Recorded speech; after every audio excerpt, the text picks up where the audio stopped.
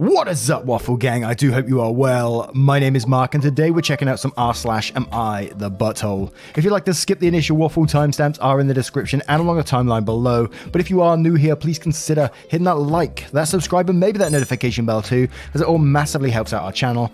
And let's jump straight in to today's stories. Much love, guys.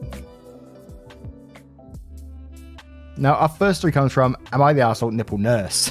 Would I be the arsehole for going to HR about my secret nickname? Throwaway because I don't want to be identified. Long story short, I'm a nurse at a hospital and I go to different floors as my job to help out. I have a pretty common name, think Jessica, Amanda, etc. There are several nurses with my name throughout the hospital and sometimes multiple on the same floor.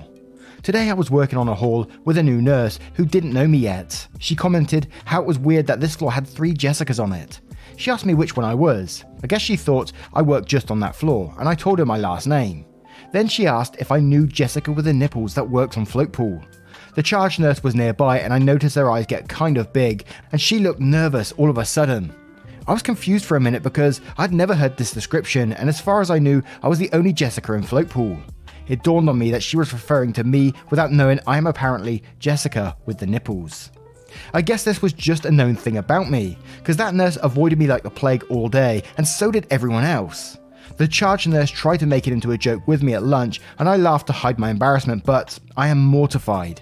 I'd noticed my nipples sparingly in the bathroom mirror and thought it was just a rare thing when cold. I guess my nipples show through my sports bra and scrubs on a regular enough basis, and it's become my secret identifier. I told a friend I was thinking about going to HR about this, and they said it was obviously a harmless identifier that I was never supposed to find out about, so it should have been no harm, no foul. The same as Jessica with red hair, etc. I feel like it's not harmless though to use an identifier that is so embarrassing and has made me the butt of jokes. I think I could be the arsehole because I don't know what HR would do, and if it was too extreme. I don't want anyone fired. ETA, holy moly, I did not expect so many comments. Thank you all for not the arsehole judgments and advice. I don't think I'll be able to reply to everyone because, you know, life. But I'm reading it all and considering. I'll try to post an update at the end of my post once I make a decision on what to do. And to me, definitely not the arsehole in this situation. They're creating a hostile work environment about you. It's bullying behaviour in my opinion. And there's a reason why they all kept it hidden from you, because it was wrong to do so in the first place. So this is totally on them. And yes, I would go to HR because who else are they doing this to? Who else are they creating these little nicknames about? I mean, they could have just called you Jessica in the float pool, that you're the only one there. So that could have been your nickname that simply. But no, they chose that one. So this is on them in my opinion. So not the arsehole. And let's check out some comments to see what they say. And we'll start off with Snarf Black in concert saying, not the arsehole. The nickname is unprofessional and sets a bad precedent for the culture. In fact, it seems like you have 2 informal nicknames, and yet some people choose to use the borderline harassment one when float pool is enough to identify you alone. Edit. Also, they can't go by first name plus last name initial. And Death GP says, not the arsehole, harmless my ass. That's sexual harassment and just a nasty nickname. And Conscious Card says, not the arsehole, you need to talk to your boss and to HR. This is a form of harassment. Instead of calling you Jessica with the brown hair or Short Jessica or any other innocuous identifier, your colleagues picked a secret sexual one. And they know it's wrong too because they kept it a secret and they are being squirrely about it. And Type 1 Error says you absolutely need to take this to HR. This could constitute hostile work environment sexual harassment. HR needs to investigate and end this behaviour. You can't allow this kind of toxic culture to fester. Not the arsehole. And we have one more from Icy Pumpkin 7142 saying, not the arsehole, and quoting, I was never supposed to find out about it, so it should have been no harm, no foul. And then says, if it's no harm, no foul, then there's no reason to hide it from you. No reason why you should not find out. So I don't agree with this statement. The other nurses obviously did not want you to know, because they know it might be wrong to call you that. I think you would not be an arsehole to go to HR with this, but whether or not going to HR is an appropriate course of action really depends on how you are feeling. Now, with all that being said, what are your thoughts on this one? And we'll move on to the next story. And our next story comes from British Reindeer. Am I the arsehole for buying my nephew a PS5 despite him having low grades? PlayStation 5, just in case you didn't know. I'm sure you do though. My nephew, 14 male, just got his report card back and his grades were alright for my standards. Majority of his grades are Bs and he has some Cs. Despite this, his parents are disappointed in him, so they decided to lecture him on failing and not getting anything for his birthday as a punishment. They even sent an email to family to not send him anything. When I heard this, I felt sorry for the kid, so I decided to get him a PS5 with a few games. When I went to his birthday party, they were actually serious. There was not a single present that could be seen, and my nephew was on the verge of crying. The effed up thing was that his parents even made a speech on how he could have had something if he had better grades. After the party, if you could even call it that, I talked to my nephew in private and told him that I bought him a PS5 and that he has to come over to my house to play with it because I don't think his parents would even allow it in their house. After hearing this, he had a big smile on his face and he hugged me.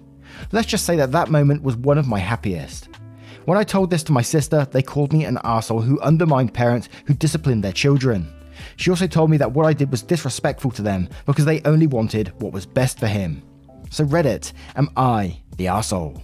And we'll start with Amor Fati saying, this is actually kind of a tough one. I'm leaning everyone sucks here, but mostly the parents. The parents' punishment was cruel and excessive, but it's not your call to undermine their parenting. And if the kid's grades are bad, a gaming console is about the worst thing you could get him. But if we recast the situation and just say that you bought a PS5 that you would let him use when he comes over, then it sounds less bad. And Katie Lou says, refusing him birthday gifts in no way addresses the actual reasons a kid's grades can slip, and still throwing the party with no gifts and giving a speech about grades is just sick and humiliating. Not the arsehole since he's your nephew. I understand you don't have a lot of say in how he's raised, but I hope you can find a way to tell his parents they need to actually help their son rather than punish and humiliate him until he gets better grades. And Song of Sorrow says, not the arsehole, sounds like emotional abuse to treat him like this. He didn't fail anything, he got 1C, and now he's being punished. What the actual fuck? COVID has been hard on a lot of people, especially people starting a new school, like college and high school freshmen. It's absolutely fucked to kick someone when they're down and punish them for passing but not living up to your own standards. This is how you mentally fuck up someone, by making them think that you are not good enough. Stan B says, not the arsehole, this wasn't a birthday party, it was a behavioural correction session into which guests like you were conscripted. Sure, you undermined the parent, but if behaving like a decent human being undermines someone, they need to reevaluate their choices. And we'll have one more from Just One Mum saying, everyone sucks here. Parents overreacted to the grades. You would have not been the arsehole to bring a card and $20, but a PS5. I'd be upset as the parent, even without the rules. This is not the kind of gift you give without permission of the parents. Absolutely not your place.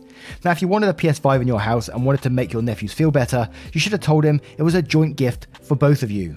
You jumped over the line here. And now, what do you guys think of this one? And we'll move on to the next story. And our next story comes from Refuse to Bake.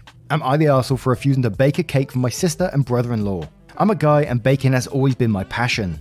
It's something me and my mum used to do a lot growing up before she passed. My sister wasn't into it as I was, and she liked it even less after mum passed away, but I continued learning. I'm not a professional, but I work part-time at a pastry shop while I finished college. It's something I'm teased about by my family sometimes, but I ignore them. My sister started dating her husband a few years back, and he joined the teasing too. I don't like him in general because he is kind of a dick and likes to make fun of me even more than my family. They're married now, and I have my niece who's 5. For the last couple of years, my sister has asked me to bake birthday cakes for my niece, which I don't mind doing because I love my niece and she's a fair critic when it comes to judging how good my cakes are. Lol. They're going to be celebrating their wedding anniversary soon, and she asked me if I can bake a special cake for them. But I told her no because they both still make fun of me just because I enjoy baking. My niece is a different story because she's a kid and this doesn't involve her. But I have more respect for myself than to make a cake for 2 people that like to tease me about doing something as girly and emasculating as baking in the kitchen. Something I told her even she sucks at. So they're both giving me shit over that because they really want to make this a special anniversary. Money is tight because of their financial troubles and they wanted this one day to be perfect. My dad says I'm being too petty over this and it's going to ruin the day for my sister and brother-in-law after the year they've had. Am I the arsehole? So skills that you've built up over a long period of time that they've been rude to you about, saying it's emasculating, like baking in the kitchen is emasculating, and now they want you to use your skills to benefit them. I don't think so. Absolutely not the arsehole in this situation to me, but we'll move straight to the comments. It's a pretty simple one for me. And we'll start off with Honest Minute saying, not the arsehole, don't matter that they are family. You have a right to decide what you do and don't want to do. Plain and simple. They shouldn't have been rude to someone they ask favours from. And Otto No Better says, not the arsehole, you can't have your cake and eat it too. Well, hey, perfect timing for saying this. Absolutely. Icy Pumpkin says, not the arsehole, and quotes, haha, bacon is such a girly and stupid thing and a waste of time. We treat you bad, but please use those skills you work so hard on to make us something special for our special day without us paying you. Then says, you're not the arsehole here, they are. Your reaction is absolutely right. I love that. Nevertheless, you are following this passion. And No Jellyfish 1208 says, not the arsehole. First of all, it's so dumb to make fun of someone's interests. Not to mention there is literally nothing emasculating about baking the cakes. Second, they can survive the anniversary without a cake from you. They can buy a cheaper cake from a bakery or maybe, gasp, bake one themselves if they want something sweet. You owe them nothing, OP. And Type 1 Error says, everybody except Jeff Bezos had a hard year. They don't need a free cake made by somebody they enjoy belittling in order to have a happy wedding anniversary. Not the arsehole. And one more from Don't Trust It saying, not the arsehole, they are unsupportive and rude, so they don't deserve to benefit from your skills. Hats off to you for not refusing to bake a cake for your niece by association. Absolutely true. And now we'll move on to another story. And our next story is from a throwaway account. Am I the arsehole for telling my husband that he is in fact just like his father? My 31 female husband, 31 male, and I have 4 children. A son, 9 male, a daughter, 8 female, and twins, 5 male. My husband and I were over the moon when we had our first 2 kids and were just very excited. The twins were a huge surprise considering twins aren't common in either of our families, but we decided to keep them. However, my husband's attitude towards the twins has completely changed. I know it's tiring, we have other little children running around too, but it's not like we're overwhelmed. My mother, who is still very young and fit, lives with us and she usually takes care of the kids when she can. We aren't short on money either, as both of us come from pretty wealthy families. However, I know that sometimes that isn't enough when it comes to parenting, so I decided to leave it. However, instead of moping around or just being distant, he's become pretty mean with the twins. He's always finding something to shout at them for. I shit you not, he shouts at them for being identical, as if they purposely planned it. Plus he's the perfect dad with the older children, he only acts weird with the twins. I had enough yesterday when my youngest asked me why dad hates him and whether I want him to disappear too. There is absolutely no way a little kid would lie about something like this. I don't think he has the mental ability to make up things like that either. I was furious and confronted my husband, who was sound asleep in the bedroom. I asked him what his effing problem was and why he was being an asshole. He was confused, so I explained. He then accused my son of lying and saying nonsense. Obviously, I didn't believe him and told him that he was exactly like his father. He got pissed and left the house. I don't know where he went and honestly I don't give a shit. Side note, husband's father was, in short, a piece of shit, very absent and cheated on his wife a lot. My husband vowed to never be like him and gets very heated at the mention of his dad. Anyways, my mother, who heard the whole thing go down, told me that I did the right thing by shouting at him, but I should not have mentioned his father. My sister, who I called later, said the same and told me to make a post on here just to see. So, am I the arsehole for telling my husband that he is exactly like his dick of a father? And we're going to start with Luthien on this one, saying not the arsehole, he sounds like an arsehole. People who are abused often become abusers. This isn't acceptable. And probably my jug says, not the arsehole, I'm sorry, I encourage you to keep being an advocate for your twins, and if he is saying things like that around them, maybe limit their one-on-one time with dad. Shit like that is so damaging to kids, and they're not too young to understand, as you pointed out. They know they're being treated differently. Whatever you do, don't subject them to someone who is unkind to them constantly. Good luck. And SD Rose 29 says, OP, you need to protect your twins. Your husband may not have said that he hated them or that he should disappear. Your husband is showing that in his actions, by shouting at them, by being mean to them, but being all loving with the other two. He is showing that he doesn't like them. He is showing that he doesn't want them around. He is being abusive. Maybe being compared to his father will give him the kick in the pants he needs to realize he is treating the children different. He needs to go get help. He needs to find a therapist to help him work through what about the twins he is struggling with and how to overcome it and be a father to all of his children. And you need to continue to hold him accountable to his behavior. As for the twins, you need to keep a special eye on them. They are internalizing his treatment of them. They could act out, be extra aggressive, or they could be shunning other people because they are scared that that person won't like them. So they are protecting their hearts. If you are seeing behavior that is different than what you saw with the first two, be their advocate and get them the help they need. Maybe even have them talk to a children's therapist. Your older two also might start treating them meanly too, because if dad is treating them like that, why can't they? Not the arsehole. And that was a fairly lengthy comment, and pretty much the majority of their comments either follow that, not the arsehole, or everyone sucks here, because they're saying like OP has been allowing this behavior to continue for a while to build up to this moment. But what are your thoughts on this one? And we move on to the next story. And our next story comes from JS Leon 3. Am I the arsehole for being angry that my roommates decided to put me in nicotine withdrawal? I've been a smoker for 12 years, started in AIT spring of '09. It followed me through the rest of my time in the army. 2 stints in college, 3 cross-country moves, and now I'm working to quit. The antidepressants help, got me down to about half a pack a day. I went to the VA the other day to get patches and gum. The rest of my life doesn't help. I've been unemployed for months, moved to the PNW after making some seriously bad decisions. I listened to the wrong people who are now out of my life. Gave up my apartment for a closet in their garage. My truck died a while ago, been using a bicycle and borrowed cars to get where I need to. The VA took away my disability pay to recoup the separation check that I got in 15. In short, I'm trying to rebuild my life and functionally have nothing but their generosity. Otherwise, I'd be just another homeless vet. So one of my roommates has been allowing me to borrow her card and get smokes every few days. I've always asked for her permission, gotten her and her kids things, and generally done my best to help. I've sanded the back deck, moved a bunch of shit for them, assisted with meal prep and other chores, provided a shoulder to cry on and the best advice I can. Most importantly, I have promised to pay them back for everything they've done for me, mostly for my own conscience and to give them a tangible bit of gratitude. Pretty much the only thing I have to do is smoke and live in my head. Cutting down to half a pack a day is huge for me, especially given the other stresses that I already live with. Losing large parts of my identity, self-worth, self-respect, body image issues, loneliness, being estranged from my family, the works. At some point, the last couple of days, my roommates decided to just not support my soon-to-end habit anymore, and not tell me until after I ran out and was holding off from asking as best as I could. I'll admit that I am deeply biased, but I need a sanity check. To me, this feels cruel. Withdrawal is fucking awful, and the betrayal of them just not telling me about a decision that affects me like this. I need a sanity check. If I'm wrong on this, and to what extent? I know they have been very generous up to this point, but am I an arsehole for wanting this? Now, I feel sorry for anyone who's got any kind of addiction, and that includes smoking too, because it must be incredibly hard to get out of. But the issue is in this story is that they've already helped you so much and helped you, slowly rebuild your life. And you said in the second paragraph, you have nothing but their generosity, which, they have been super generous with and let you buy in smokes all the time. And I hate to say it because I do have empathy towards you for having that addiction, but you do sound entitled in this story to me that you're expecting to have smokes. You can't expect people to just give you money like that, expect it that way.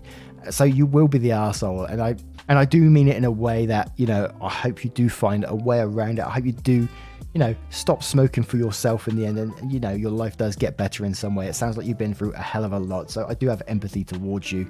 And I always find it hard to call someone an arsehole when they have been through an absolute lot, but you're not entitled to their money. It's really that simple.